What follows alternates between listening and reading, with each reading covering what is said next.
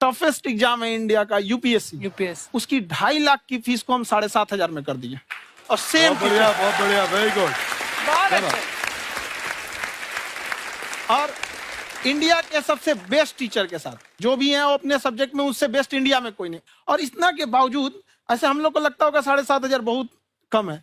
एक लड़की ने कहा कि सर शाम वाले बैच को ना मॉर्निंग में कर दीजिए। हम कहे बाबू तो इतना सबके इंडिविजुअल से तो बैच ट्रांसफर नहीं, क्या प्रॉब्लम है? उसने कहा ना शाम में हमको दूसरे के यहाँ बर्तन मांजने जाना होता है। तो हम लोग को लगता है कि जितना ये तकलीफ इससे कई गुना ज्यादा है। और कई बार तो ऐसा लगता है कि वो भी ना ले। एक लड़का बेचारा नदी से बालू निकालता था और वो बालू को भरता था, फिर नाव बालू को किनारे लेके बेचती थी और वो बालू भरता था, उससे मेरी फीस ले आया। हमारा हाथ कांप गया, हम कैसे फीस ले लेंगे यहाँ पर। बहुत बढ़िया। उसी दिन हमने ये प्रण लिया था कि भारत का कोई भी बच्चा उसके सफलता में पैसा उसकी बाधा नहीं बनेगी, चाहे उसको जितना भी पढ़ना रहे यहाँ पर। क्या बात। और अर्चना जी मैं इनके बारे में एक बात, खान सर आपके बारे में मैं एक बात कहना चाहता हूँ। इनका जो स्टार्टअप है ये बूटस्ट्रैप्ड है। अच्छा, मैं साधारण भाषा में बता देता हूँ, ये सेल्फ फंडेड है। इन्होंने अभी तक किसी और से पैसा नहीं लिया है। ये इन्वेस्टर के पैसे से नहीं, इन्होंने खुद इसको बिल्ड किया है। और बल्कि इतना स्ट्रॉन्ग स्टार्टअप है ये कि मैं कहूंगा कि अगर इन्वेस्टर्स को इन्वेस्ट करना हो तो मैं इंडोर्स करता हूँ ऐसे स्टार्टअप्स को। यही सब चीजों को देखते हुए कई लोगों ने धमकी भी दिया था वहां पर। अच्छा। और उसके बाद बम चला दिए और 7-8 बम चला दिए और कुछ ब्लास्ट हुआ। एक बेचारा नया लड़का आया था एडमिशन लेने के लिए, उसकी स्कूटी उड़ा दिया। वो आया था, कहा कि सर हम तो पढ़ने आए थे, हमारा स्कूटी उड़ गया। हमारी ऑफिस उड़ा दिए सब। एक तो पास में आके गिरा और नहीं फटा वो।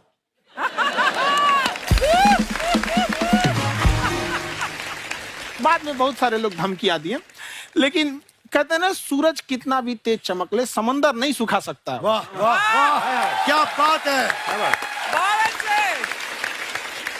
मैम एक्चुअली ये फीस कम करने का एक और रीजन है। 2.5 लाख 3 लाख की जो फीस में सब लोग पढ़ाई अफोर्ड नहीं कर पाते। इसलिए वो कुछ ही लोग अफोर्ड कर पाते हैं, तो उनका मेंटल लेवल तो बहुत ऊपर चला जाता है। लेकिन एक पूरे देश का मेंटल लेवल थोड़ा सा स्टेबल नहीं हो पाता। तो जब फीस कम रहेगी तो हर वो लड़का तैयारी करने के लिए आगे आएगा जिसका सपना है देश के लिए कुछ करने का। सीटें लिमिटेड हैं, उन्हें को मिलेगी, लेकिन जिन्हें नहीं मिलेगी उसे मिलेगा देश का एक जिम्मेदार नागरिक। तो इस देश को बदलना। क्या बात है। हम लोग विश्व गुरु कहे जाते थे, क्यों? क्योंकि दुनिया से लोग हमारे यहाँ पढ़ने आए थे। चाइना से ह्वेनसांग आया, फायान आया, आज कोई नहीं आता है। हम लोग का उद्देश्य एक समय आएगा जो फिर आएंगे यहाँ पढ़ने के लिए। क्या बात है। पर आप देखो अर्चना जी, सबसे ज्यादा आईपीएस आईएएस बिहार से निकलते हैं। आप देखो पढ़ाई लिखाई में पॉलिटिशियन बहुत बड़े बड़े निकले हैं। तो ऐसा नहीं है, हर जगह ऑप्शन भी नहीं है वहाँ पे, इंडस्ट्री नहीं है, खेती करेगा तो कोई खास वो नहीं रहे, ऑप्शन भी नहीं है। सही बात है। बिहार की मिट्टी में एक चीज है, जिद तो बहुत जबरदस्त है। कुछ भी नहीं रहेगा तो सब कुछ पाने का उसको जिद रहेगा, करके भी दिखा देगा। वहाँ पे कर देंगे हम यहाँ पे। विवेक सर, आपके बारे में हमने सुना एक बार आप संन्यास लेने चले गए थे। कौन वापस लेके आया आपको? फिर कहाँ तक पहुंच गए थे आप? नहीं, मैं एमबीए की पढ़ाई के बाद मैं ये सोचा था कि अपना जीवन भगवान की सेवा में समर्पित कर दूं। अच्छा जी। बहुत साल मैं वृंदावन में रहा था और गुरुकुल में रहा था। अच्छा। और वहाँ सेवा करना, बहुत अच्छी शिक्षा मिली। मैं बोलता हूँ मेरी असली एमबीए वही थी, मोस्ट ब्यूटीफुल एसोसिएशन। वाह। और मैं वहाँ भगवत गीता पढ़ी, जहाँ मुझे गीता से लगाव हुआ। तो मेरे गुरुजी का आदेश था कि आप भगवत गीता को बिजनेस मैनेजमेंट के साथ जोड़ के देश दुनिया में बताओ। मेरे को लगा बड़ा मुश्किल काम है। मैंने बाद में देखा कि डॉक्टर स्टीफन कॉवी, जिनकी किताब है 7 habits of highly effective people, आप सबने पढ़ी होगी, उन्होंने बोला मैंने 7 हैबिट भगवत गीता से लिए। और हमारे देश के लोग ऐसे हैं जो मेरी किताब पढ़ते हैं, जो कि 3.5 मिलियन कॉपीज बिक चुकी हैं, और भारत में भगवत गीता नहीं पढ़ते। तो मुझे लगा कि मैं गीता विद मैनेजमेंट के ऊपर आकर के बातचीत करूं। मुझे लगा बहुत कठिन होगा, पर मेरे गुरुजी का आदेश था कि कठिनाई आपको तभी तक दिखेगी जब कठिनाई को देखोगे। तो एक छोटा उन्होंने मुझे बताया, पूछा कि इस कमरे में लाल रंग कितनी जगह है, देखो आप भी एक बार जरा देख के बताओ। 7-8 जगह लाल रंग दिख रहा है यहाँ पे आपको? 1 ये 2, वो लाल रंग टी शर्ट पे 3 4 5, ये लाल हो गया 6, उधर लाल हो गया 7, एप्पल लाल, बिल्कुल ठीक 7। पर जब आप लाल रंग ढूंढ रहे थे तो क्या आपको हरा रंग दिख रहा था? Yes no? नहीं। जब आप लाल रंग ढूंढ रहे थे तो क्या आपको काला रंग दिख रहा था? Yes no? नहीं। नो। जिंदगी भी ऐसी है, जो ढूंढोगे वही मिलेगा, बाकी कुछ नहीं मिलेगा। तो उन्होंने कहा कि आप इसी सोल्यूशन पे फोकस करो और गीता के मैसेज को पहुंचाओ। तो मैं बिजनेस मैनेजमेंट के प्रोग्राम्स कॉर्पोरेट्स में करने शुरू किए, क्योंकि गीता पहला मोटिवेशनल सेमिनार जो पृथ्वी के इतिहास में कपिल जी हुआ, वो कृष्ण ने दिया था। पहले मोटिवेशनल स्पीकर इस पृथ्वी के इतिहास के कृष्ण थे, जिन्होंने अर्जुन को रणभूमि में मोटिवेट किया था। बड़ी पेशेंस कृष्ण ने अपने लीडरशिप क्वालिटी से दिखाई, वो मुझसे मुझे बड़ा इंस्पायर किया, वो चर्चा ने इंस्पायर किया और डिस्कशन ने इंस्पायर किया।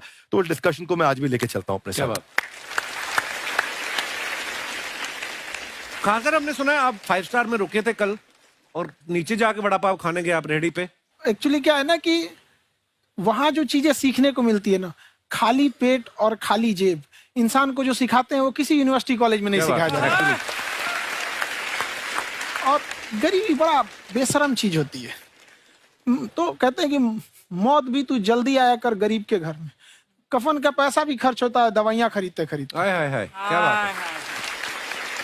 और खान सर की खासियत ये है कि जिसको तो पढ़ना है, जिसको एजुकेशन चाहिए, वो तो इनका वीडियो देखते हैं। लेकिन वैसे भी कई लोग, जैसे अर्चना जी बात करी थी, कहती मैंने जब देखना शुरू किया तो मैंने बैक टू बैक इतने सारे वीडियोस देखे, क्योंकि आपका जो तरीका जो बोलने में, एक तो इनकी जो टोन है पढ़ाने में, और साथ साथ में जो ह्यूमर आता रहता है, तो उसकी वजह से और भी इंटरेस्टिंग हो जाते हैं आपके वीडियो। शुरुआत में हम लोग जब स्टूडेंट लाइफ में थे, या हम कई स्टूडेंट को भी देखते हैं, वो बेचारे जब थक जाते हैं तो आपका शो देखने लगते हैं। तो शुरू में हमको लगता था जब कि अरे यार हमारी पढ़ाई उसके लिए है, लेकिन पढ़ाई में थक जाता है, शो देख के नहीं थक जाता। हाँ। तो हमने सोचा दोनों को मिक्स कर देते हैं। तो हमने उसको, और आज आपको पता नहीं हमने भी यही किया है। मिक्स करने। हमारे एजुकेशन सिस्टम में 2 कमी है। हाँ। एक एजुकेशन की, दूसरा सिस्टम की। आप पटना से है ना? हाँ। हमें भी पटना पसंद है। बस कोई पटाने वाला चाहिए। नहीं, मजाक नहीं कर रहे हैं। आपका जो चैनल है, हम दिन में 10 बार आपके चैनल को सब्सक्राइब करते हैं। दिन में 10? अरे हाँ, और बेल आइकन तो हम इतना जोर से दबाते हैं कि बाकी यूट्यूब वाले बाहर निकल के देखते हैं कि ये कौन है जिसने इनका चैनल इतना जोर से दबा दिया बेल आइकन। बुढ़िया, तो शर्म नहीं आती? आते ही फ्लर्ट शुरू कर दिया ना तूने। तो जाते हुए करते हैं क्या? विवेक जी नमस्ते। आपसे काम था छोटा सा, कर देंगे आप? ये क्यों करेंगे? नहीं, गुरुजी हमेशा अपने वीडियो में कहते हैं कि विवेक से काम लो, विवेक से काम लो। विवेक मतलब दिमाग से काम लो आप। हाँ, तो विवेक जी अपने दिमाग से ही काम लेंगे। बहुत दिमाग है उनके पास। ये देखिए, जो आदमी, आपको मैं बताइए, जो आदमी बिना फिल्म किए कपिल शर्मा शो में आ गया, कितना दिमाग होगा उसके पास। लेकिन एक बात है जिसकी वजह से हम आप तीनों से नाराज हैं। क्यों? क्या बात? हर चीज में मोटिवेट मोटिवेट मोटिवेट क्या होता है? सच कह रहा है, जब भी ये शब्द सुनते हैं हमें लगता है कोई हमें चिढ़ा रहा है। मोटिवेट? बदल दीजिए ना, खाली मोटिवेट बोलना ही क्यों जरूरी है? कुछ और कीजिए। रोटी वेट, छोटी वेट, पतली वेट, कुछ भी बोलिए, मोटिवेट हटाइए। तो गुड़िया, तू भी एक्सरसाइज किया कर ना, देख डॉक्टर साहब ने कितना वजन कम किया है, तू भी कर ले। ठीक है, फिर मोटिवेट से ही चला लेंगे। लेकिन मोटिवेशन कोई बुरा बात नहीं है। हमारे दादाजी भी वैसे बहुत मोटिवेट करते थे। हाँ, एक बार तो तालाब में डूब रहे थे हमारे दादाजी। हमारे पास रस्सी भी था, ट्यूब भी था, फिर भी हम अपने दादाजी को बचा नहीं पाए। क्यों? क्योंकि हमने उनकी ओर तिनका फेंका ना, वही कहते थे डूबते को तिनका का सहारा काफी। नहीं लगा सहारा, दादाजी बुड़बुड़ बुड़बुड़ बुड़बुड़। गुड़िया, तू क्या करने आई इधर? अरे हाँ, हम क्या करने आए हैं, एक पूछना था सर, खान सर।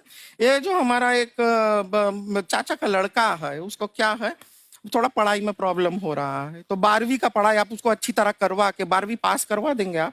करवा देंगे, वेरी गुड, बात कर लेते हैं। हाँ, राम सरोवर, देखो हमारा बात हो गया है। ये 10वीं जो तुमसे नहीं दिया जा रहा है, वो नहीं देना है।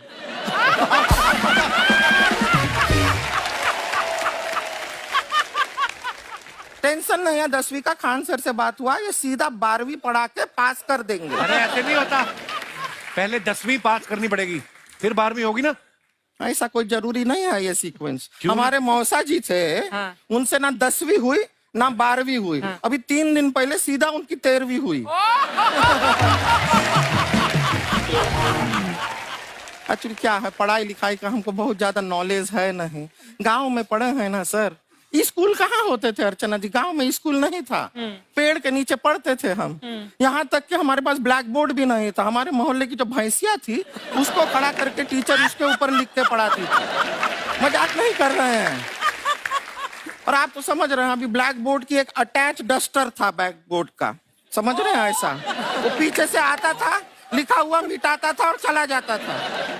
ये तो कुछ भी नहीं है। एक बार क्या हुआ, हमारा स्कूल शुरू हुआ, शुरू होते ही 2 महीने के लिए छुट्टियां हो गई। क्यों? ब्लैक बोर्ड ने बछड़ा दिया था ना।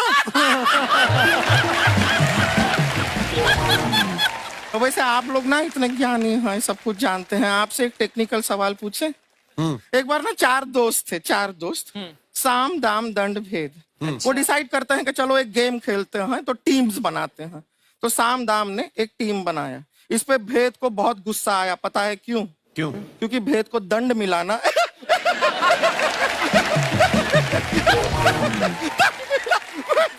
ये सिर्फ हंसती नहीं है सर, थोड़ा सा पेट्रोल पिला दो स्टार्ट भी हो जाती है। इतना है कि और भी बता दीजिए, जब हम बीमार होते हैं हम डॉक्टर के पास नहीं मैकेनिक के पास जाते हैं, और डिटेल दे दीजिए। ऐसा कुछ नहीं है सर, ये बोलते हैं खाली। लेकिन अभी एक रिक्वेस्ट था सर, हमारा एक भाई है, पुरुषोत्तम नाम है उसका, वो गांव से आया हुआ है। आप लोग थोड़ा उससे सब बातचीत करेंगे, थोड़ा उसको प्रोत्साहन देंगे। और शर्मा जी, आपसे भी एक रिक्वेस्ट था, आपसे हमने कभी कुछ मांगा नहीं है।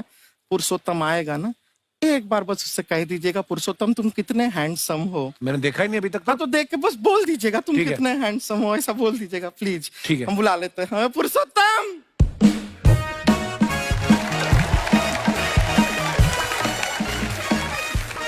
ये पुरुषोत्तम है। वाह, तेरा भाई बड़ा हैंडसम है। है तो हमारे खानदान में सब हैंडसम है, ज्यादा चापलूसी करने का जरूरत नहीं है।